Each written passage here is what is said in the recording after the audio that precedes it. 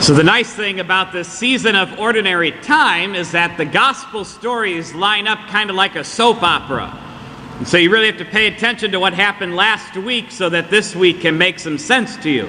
And so since last week was hotter than Hades all over the place, especially in church, to be ironic, I'll give you a recap what happened last week. So on last week's episode of the Gospel of Mark, we had the woman who'd been suffering with many hemorrhages. And she knew that Jesus would have the power to heal her. And she knew that if she could just touch his cloak, that she would be healed of all of her pain and suffering. And so that's what happened. Jesus is walking through a big crowd. She reaches through the crowd and touches the end of his cloak, and then she's healed. Jesus feels this power leave him, and so he turns around to see who's the one that touched him, and that it was this woman, that she had been cured, and he says, "Woman, your faith has saved you."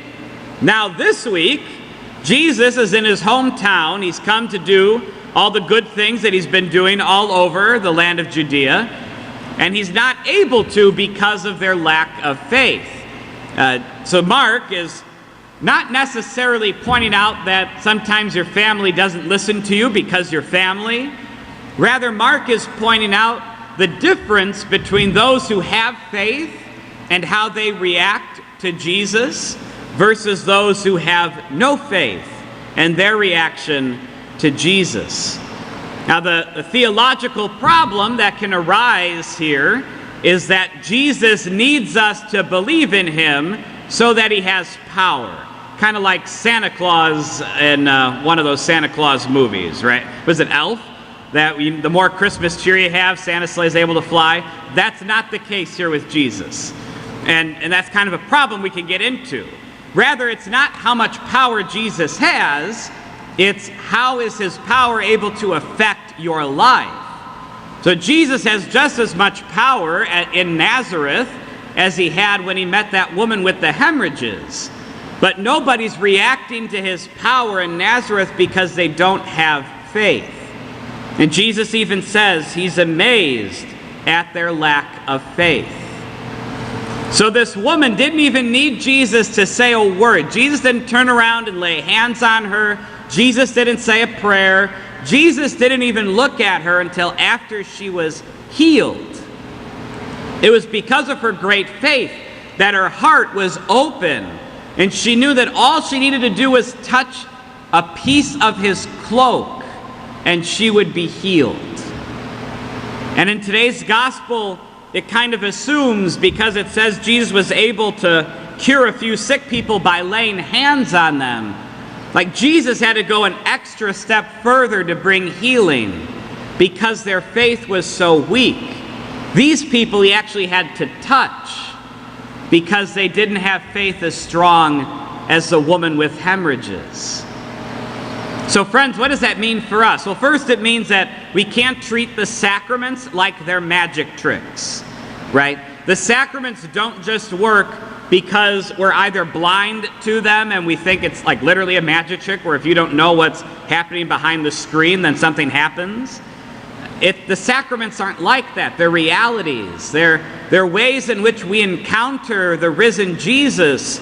And if our hearts are open enough to that great faith, then the sacraments will have more impact on our lives. It's not to say they have no impact at all, but the more our heart is open to receive God's grace, then the more our lives will change because of our encounter with him who is risen from the dead. And we're able to open our hearts first and foremost by humbling ourselves, by realizing that we don't have all the answers and that we can't fix ourselves. And we get that humility through the sacrament of reconciliation. It's the first and foremost place we receive that great humility. By naming and claiming in our own heart and then bringing it to the Lord in his sacrament that says, I am weak in these areas of my life. Much like St. Paul did in our second reading. It's in our weaknesses that the Lord can make us stronger. And it's after we've humbled ourselves in the sacrament of reconciliation then that we're able to come to the Lord's table and receive worthily Him who is risen from the dead, and then we can become who we receive.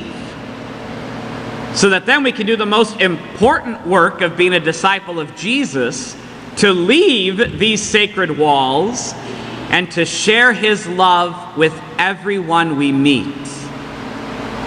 So friends, let's start today by opening our hearts, by having humility, by allowing God's grace to enter every nook and cranny of our being, so that we can be made new, so that we can become who we receive, so that the sacraments can really change us and make us more and more like Jesus.